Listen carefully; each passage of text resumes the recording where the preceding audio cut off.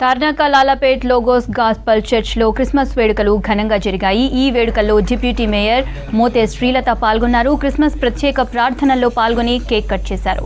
CM Revanth Reddy నాయకత్వంలో Christian భవన నిర్మాణాలకు నిధులు మంజూరు చేయడం జరిగిందన్నారు మోతే శ్రీలత.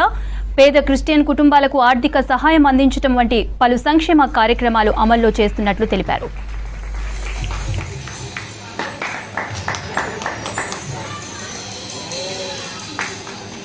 హైదరాబాద్ డిప్యూటీ మేయర్ గారిని మీరు మా మధ్యకు తీసుకుని వచ్చారు.